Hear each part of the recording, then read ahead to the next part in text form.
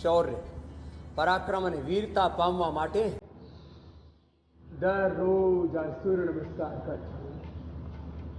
જ્યારે જ્યારે અમે શૌર્યનું ગાથાઓ સાંભળતા હોઈએ છીએ ત્યારે ત્યારે આપણા મનમાં પણ થાય આપણે વીર થવાનું છે. આરામ આરામથી સૂર્ય નમસ્કારના 12 અભ્યાસ શ્વાસોના નિયંત્રણ સાથે.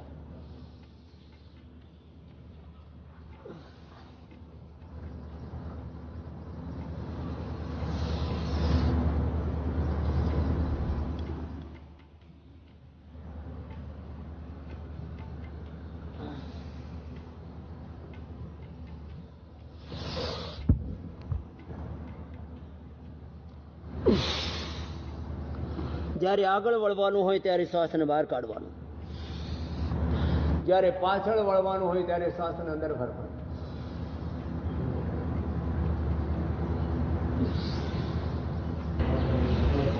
બે વારથી માંડી અને 10 વાર, 25, 50, 100 વાર સુધી કરી શકાય આ સૂર્ય નમસ્કાર. અને પછી જુઓ 5 વારથી શરૂઆત કરો આવી રીતે, પછી 10 વાર, 20 વાર, 25, 50, 100 વાર સુધી કરી શકાય.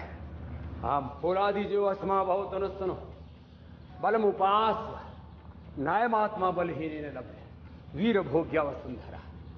આવી રીતે આમ 10 વારથી શરૂઆત કરીને અને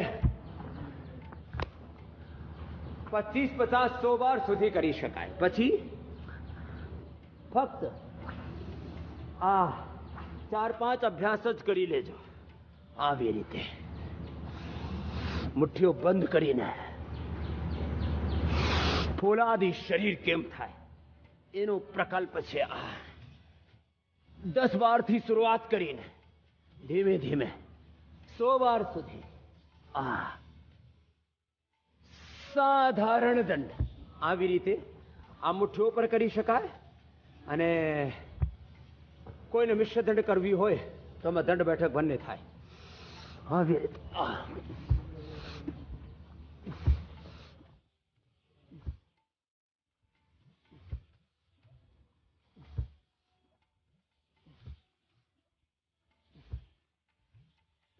રિલેક્સ. આ જે બધા છે અભ્યાસો, આ અભ્યાસો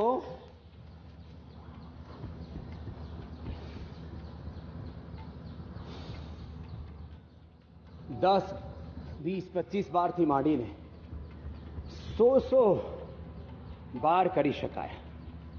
અને જે એવી રીતે કરી લેશે આ બધું યોગાભ્યાસ, પછી એના કોક દિવસે કોઈ રોગ શરીરમાં ના થાય તો આ બધું વ્યાયામ, પછી આ સૂક્ષ્મ વ્યાયામ, બટરફ્લાય, સ્કંધ સંચાલન. અને યુવાનો તો શીર્ષાસન, સર્વાંગાસન, હલાસન, ચક્રાસન, પશ્ચિમોત્તાનાસનથી માંડીને જેની જેવી કેપેસિટી એવી રીતે પોતાના રોગ પ્રમાણે, જેને કોઈ રોગ ના હોય તો દરરોજ 5 થી 10 આસન કરી લેવાના.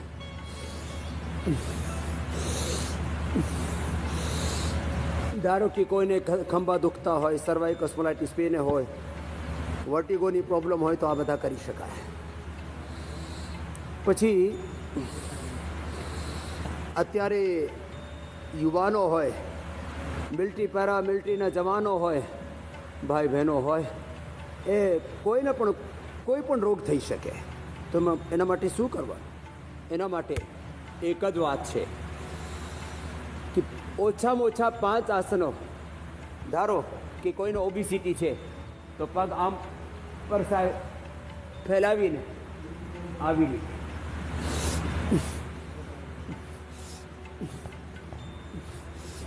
ઊંડા ઊંડા શ્વાસ સાથે કોઈ પણ યુવાનોને, વડીલોને ઓબેસિટી હોય તો આજે મિનિમમ પેકેજ બતાવી રહ્યા છીએ. ઓબેસિટી હોય તો આ બધા 5 અભ્યાસો. સ્થિત કોણાસન થયું અને આ ચક્કી આસન થઈ રહ્યું છે. આગળ અને પાછળ આમ જાવીને અને આવી રીતે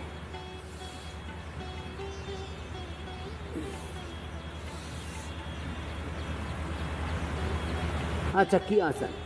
પછી તેને વેગ ઘટાડવું હોય એના માટે અર્ધહલાસન, પાદવૃત્તાસન, દ્વિચક્રિકાસન, બંને પગથી, અને જેનાથી બંનેથી નહીં થાય તો એક પગથી પણ કરી શકાય. આવી રીતે એક પગથી કે બંને પગથી આ અર્ધહલાસન. લાઇફસ્ટાઇલ ડિઝીઝ, જેનેટિક ડિઝીઝ, પાદવૃત્તાસનમાં બંને પગથી આમ થાય. અર્ધહલાસન, પાદવૃત્તાસન આમ થયું.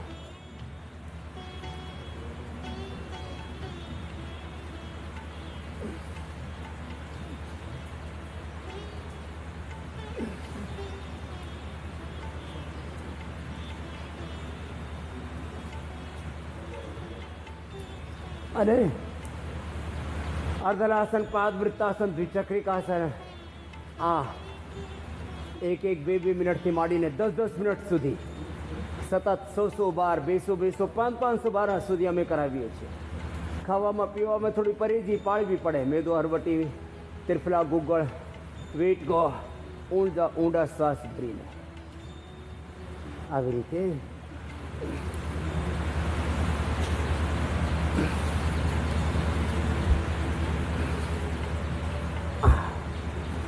આ તો વેટ માટે થયા.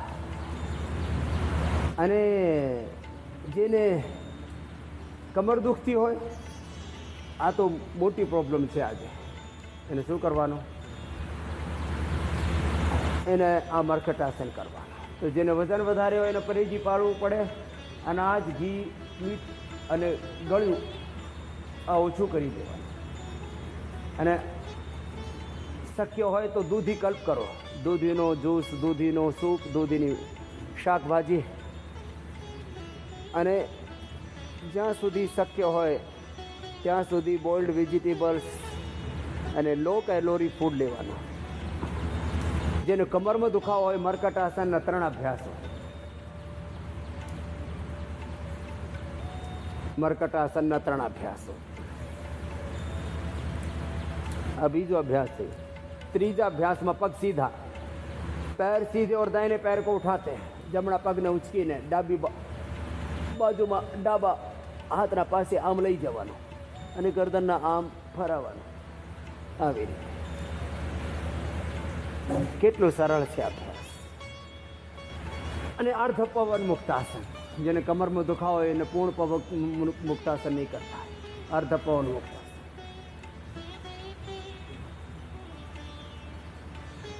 અને ઊંધા સોઈને પછી મકરાસન, ભુજંગાસન, સલભાસન, ધનુરાસન, જેનાથી જેટલું થાય.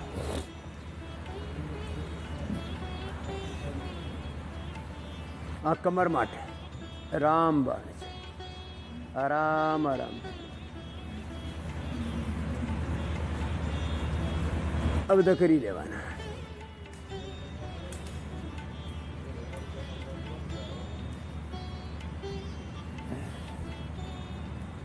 મકરાસન પછી ભુજંગાસન.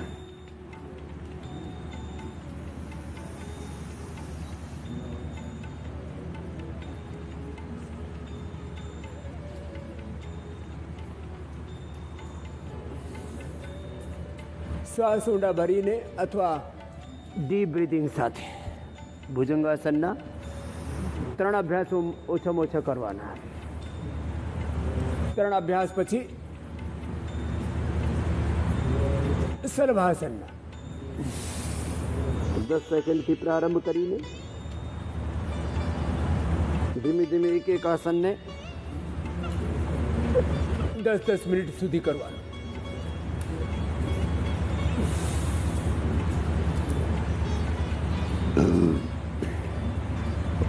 ભુજંગાસનનો ત્રીજો અભ્યાસ. तिर्यक भुजंगासन. पाछળ પગમાં ડિસ્ટન્સ, પીછી पैरों में फासला. સામેથી આમ ઉચકીને જમણા ખંભાથી ડાબા પગની પેણીને એડીને આમ જોવાનું.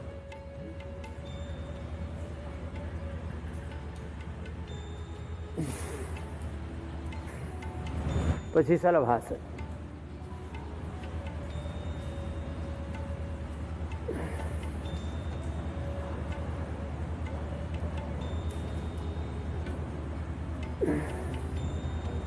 આમ પણ થાય સલભાસન. ક્રોસ કરીને સામેથી જમણા હાથને પાછળથી ડાબા પગને ક્રોસ કરીને ઉચકવાનું.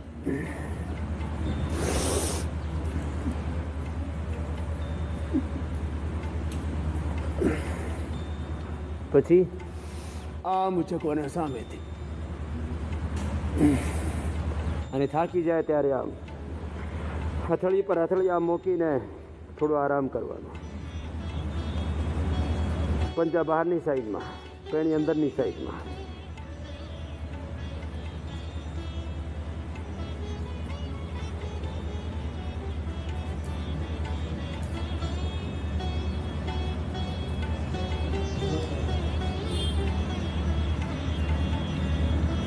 અને પછી ડાબી સાઈડથી બેસી જવાનું. અને વજ્રાસનમાં બેસીને 5 આસન ડાયાબિટીસ માટે, પેટ માટે, કોન્સ્ટિપેશન, કોલાઇટિસ, હાઇપરટેન્શન, હાર્ટ માટે અને સ્કિનની પ્રોબ્લેમ માટે શ્વાસને બહાર કાઢીને આગળ વળી ગયા.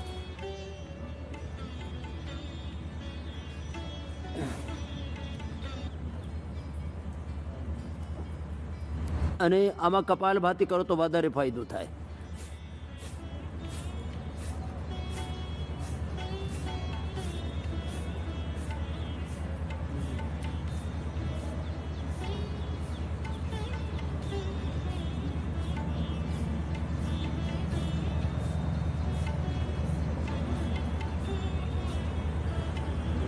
એક બે મિનિટથી શરૂ કરીને ટાઈપ 1 ડાયાબિટીસમાં, હેપેટાઇટિસ,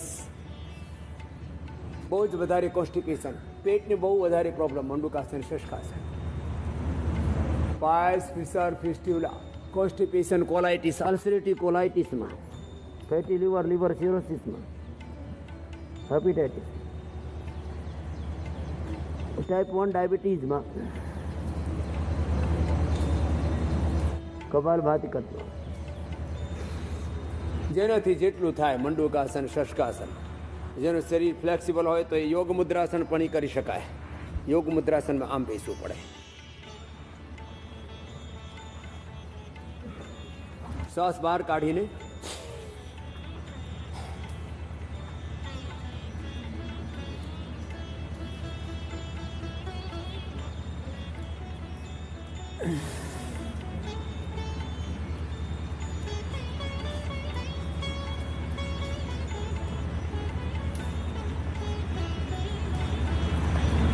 આવી રીતે આગળ વળીને અને આ ઓછામાં ઓછા આટલા અભ્યાસ બેસીને ડાયાબિટીસ માટે, પેટ માટે, લીવર માટે, કિડની માટે, સ્પ્લીન માટે, ઇન્ટેસ્ટાઇન માટે, ઇન્ફર્ટિલિટી માટે, મંડુકાસન, શશકાસન, યોગ મુદ્રાસન, વક્રાસન, પછી પવન મુક્તાસન, ઉત્તાન પાદાસન, લોકાસન, જેટલું થાય સર્વાંગાસન, હલાસન, આટલા કરી લેવાના. આટલો યોગ કરવાથી 5 થી 7 અભ્યાસ દરેક રોગ માટે કોઈ કરી દે. 4 ચરણ છે યોગાભ્યાસના. એક યોગિક વ્યાયામ, એક ઓબિસિટી માટે યોગ, મેરુદંડ માટે યોગ અને સર્વરોગ નિવૃત્તિ માટે યોગ. Inclusive integrated yoga practice for all diseases. આ વક્રાસન એક બાજુથી બીજી બાજુથી.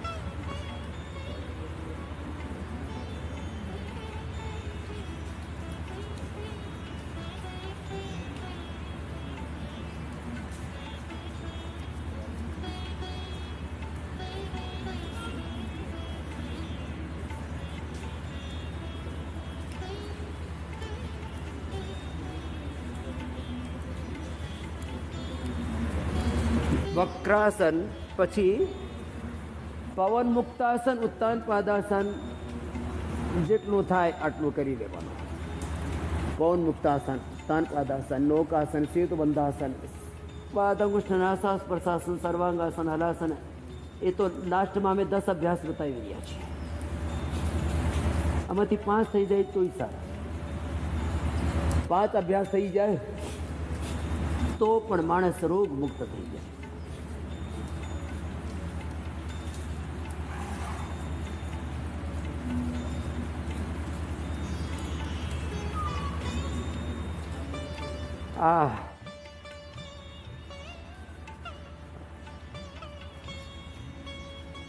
પવન મુક્તાસન, ઉત્તાન પાદાસન.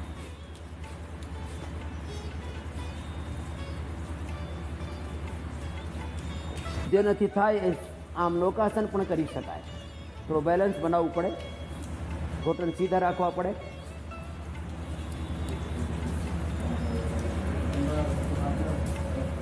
અને આ બેલેન્સ બનાવવામાં બહુ બળ લાગે. અને પછી સેતુ બંધાસન.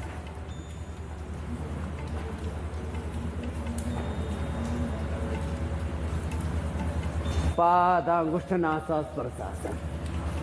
થોડો કઠિન છે, બધાથી નહીં થાય, પણ ફ્લેક્સિબિલિટી ધીમે ધીમે વધશે તો થશે. આ પાદાંગુષ્ઠનાસા સ્પર્શાસન. પછી આ સર્વાંગાસન અને હલાસન, એ તો બધા કરી શકે. તો સર્વાંગાસન સર્વ અંગોની આરોગ્યતા માટે.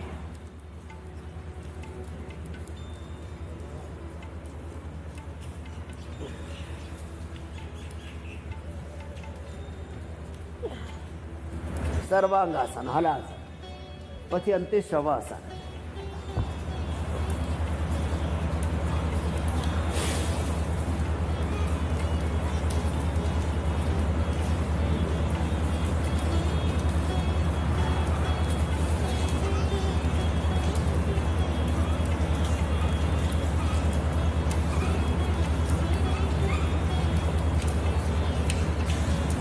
ડાબી સાઈડથી કરવટ લઈને બેસી જાઓ.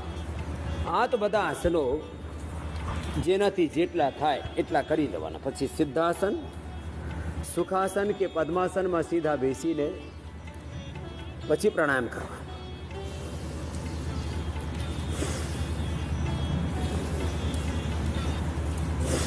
આંખો બંધ કરીને ઊંડા શ્વાસ લેવાના, કાઢવાના. હા, ભસ્ત્રિકા પ્રાણાયામ.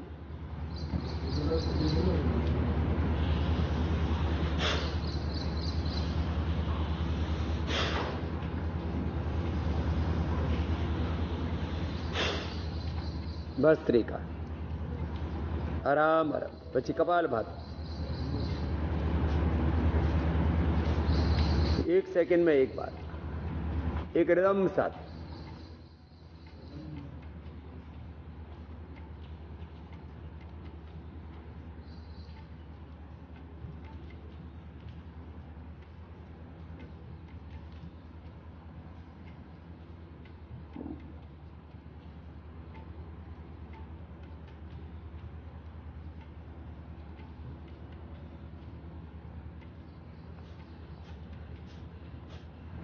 સામાન્ય, મધ્યમ અને પૂર્ણ યોગી નિરોગી છે તો તીવ્ર ગતિથી પણ કરી શકાય.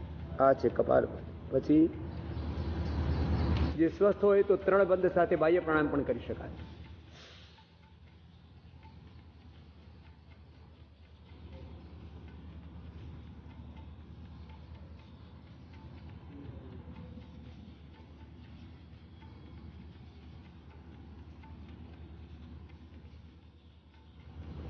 અગ્નિસાર.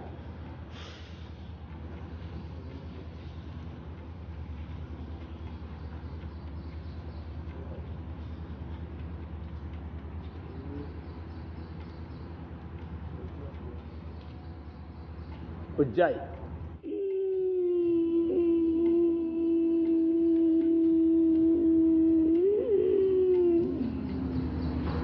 ગળાને ટાઈટ કરીને સાઉન્ડ સાથે અંદર શ્વાસ ભરવાનો, રોકવાનો. અને અંદર રોકીને અને જમણા નાકને બંધ કરીને ડાબાથી શ્વાસ બહાર કાઢી દેવાનો. પછી અનુલોમ વિલોમ.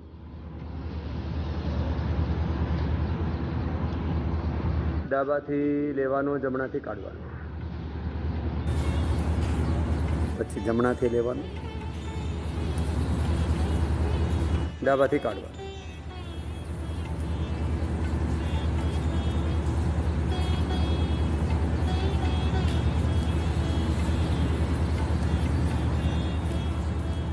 સતત 5 સેકન્ડમાં લેવાનું, 5 સેકન્ડમાં કાઢવાનું. નિરંતરતા સાથે કરવાનું. એનાથી હાઈપરટેન્શન, હાર્ટની પ્રોબ્લેમ, નસ નાડીઓની બીમારીઓ બધું સારું થાય. અનુલોમ વિલોમ. પછી ભ્રામરી ઉદ્ગીત.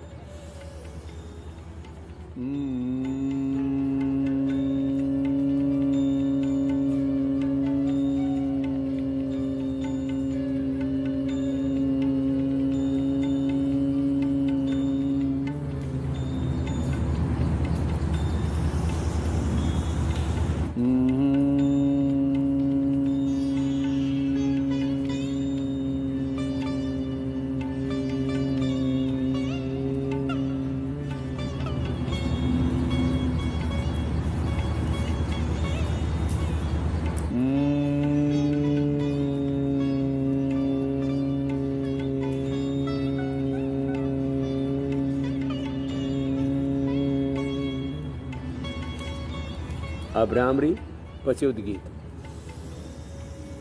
ઊંડા શ્વાસ ભરીને ઓંકારનો ઉચ્ચારણ.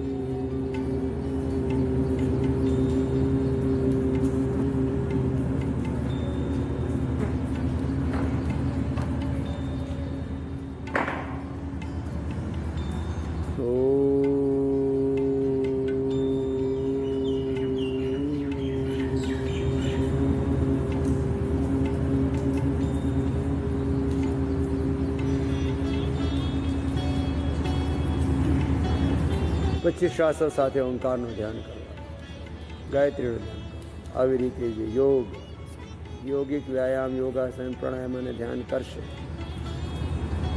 એના શરીરમાં પ્રથમ વાત તો કોઈ બીમારી થાય નહીં. થઈ ગઈ હોય કોઈ લાઇફસ્ટાઇલ ડિઝીઝ, જેનેટિક ડિઝીઝ, કોઈ પણ ઇન્કેરેબલ ડિઝીઝ પણ થઈ ગઈ હોય તો યોગ કરવાથી બધું મટશે. ન તસ્ય રોગ જરા ને મૃત્યુ પ્રાપ્ત યોગાગ્નિ.